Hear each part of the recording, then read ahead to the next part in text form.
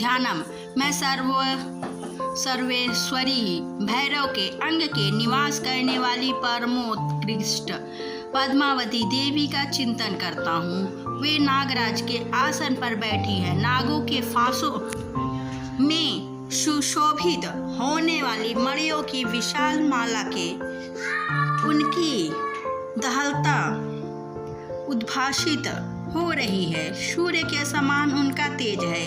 3 नेत्र उनकी शोभा बढ़ा रहे हैं। वे हाथों में माला, कुंभकबाल और कमल लिए हुए हैं तथा उनके मस्तक में अर्धचंद्र का मुकुट सुशोभित है।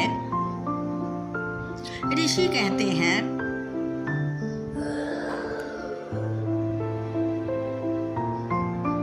देवी का यह कथन सुनकर दूत को बड़ा अमर्ष हुआ और उसने दैत्यराज के पास जाकर सब समाचार विस्तार पूर्वक कह सुनाया।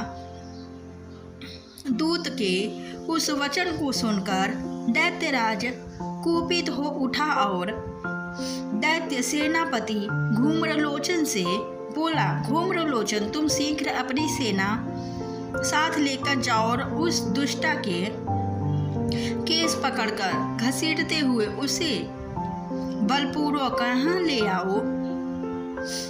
उसकी रक्षा करने के लिए यदि कोई दूसरा खड़ा हो तो वह देवता, यक्ष अथवा गंधर्व ही क्यों न हो, उसे अवश्य मार डालना। ऋषि कहते हैं,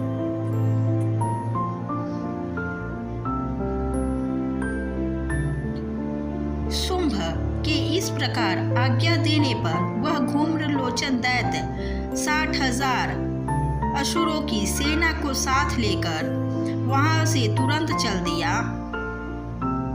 वहां पहुंचकर उसने हिमालय पर रहने वाली देवी को देखा और ललकार कर कहा, अरे तू शुंभ निशुंभ के पास चल। यदि इस समय प्रसन्नता पूर्वक मेरे स्वामी के समीप नहीं चलेगी तो मैं बलपूर्वक झोटा पकड़कर घसीटते हुए तुझे ले चलूंगा। देवी बोली,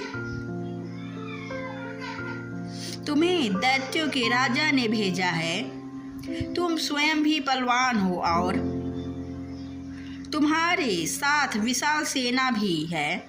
ऐसी दशा में यदि मुझे बलपूर्वक ले चलोगे तो मैं तुम्हारा क्या कर सकती हूँ। ऋषि कहते हैं, देवी के यो कहने पर असुर धूम्रलोचन उनकी ओर दौड़ा। तब अंबिका ने हुम शब्द के उच्चारण मात्र से उसे भस्म कर दिया। फिर तो क्रोध में भरी हुई दैत्यों की विशाल सेना और अंबिका ने एक दूसरे पर तीखे सहायकों शक्तियों तथा फरसों की वर्षा आरंभ की। इतने में ही देवी का वाहन सिंह क्रोध में भरकर भयंकर गर्जना करके गर्दन के बालों को हिलाता हुआ असुरों की सेना में कूद पड़ा। उसने कुछ दैत्यों को पंजों की मार से, कितनों को अपने जबड़ों से और कितने ही महादैत्यों को पकड़कर पटक कर ओठ की ढालों से घायल करके मार डाला। उस सिंह ने अपने नखों से कितनों के पेट फाड़ डाले और थप्पड़ मारकर कितनों के सिर धड़ से अलग कर दिया। कितनों की भुजाएं और मस्तक काट डाले तथा अपनी गर्दन के बाल हिलाते हुए उनसे दूसरे दैत्यों के पेट फाड़कर उनका रक्त चूस लिया।